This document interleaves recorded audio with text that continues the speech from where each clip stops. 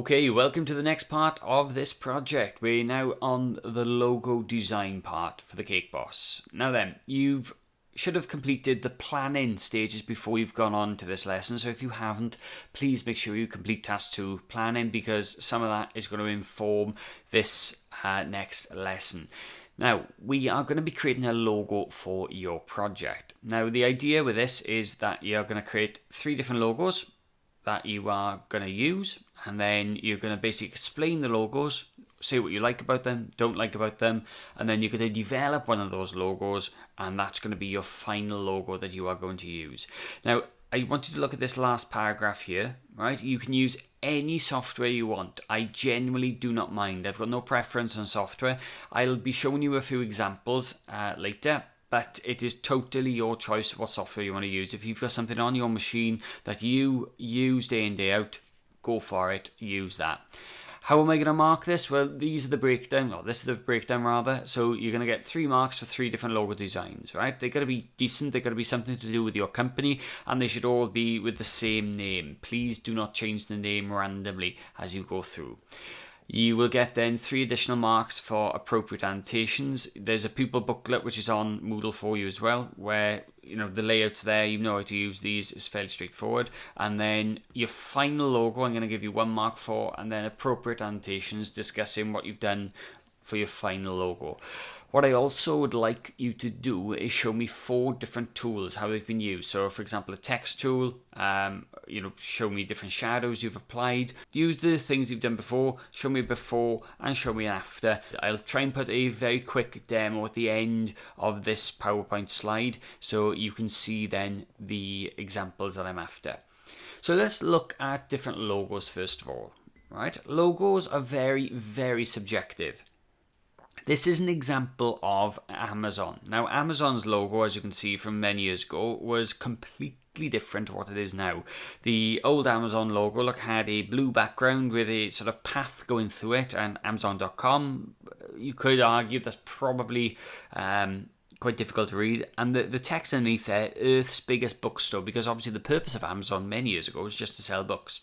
They've developed that logo then a little bit further, and they've now gone for a much simpler design, Amazon, with a sort of a shape then underneath it.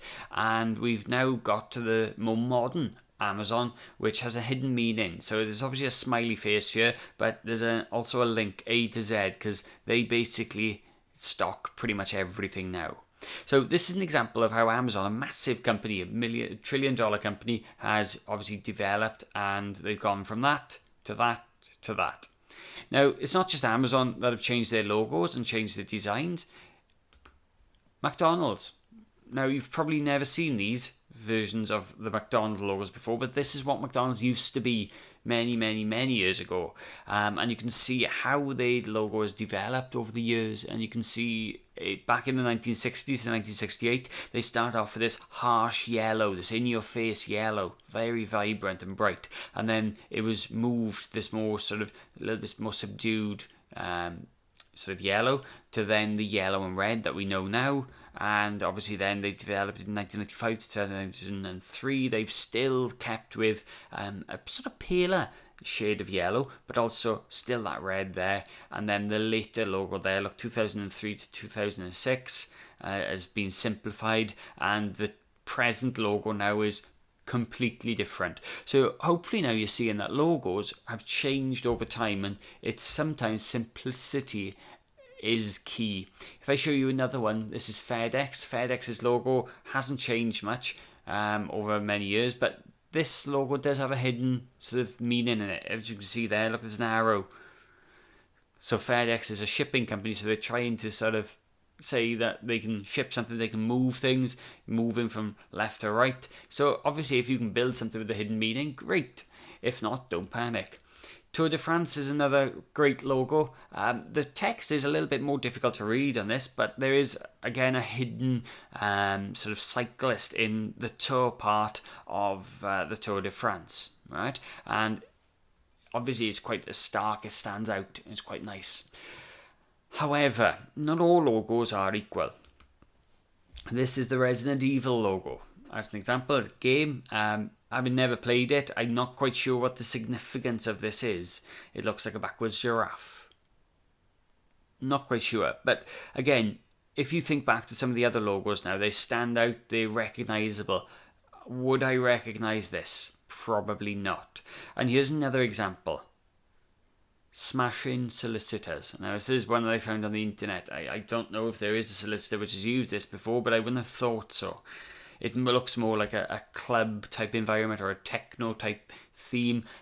Whenever you are making your logos, you need to think about obviously the fonts you use, the colours you use, the icons you use, any imagery. These all have a massive impact on how the logo is conveyed.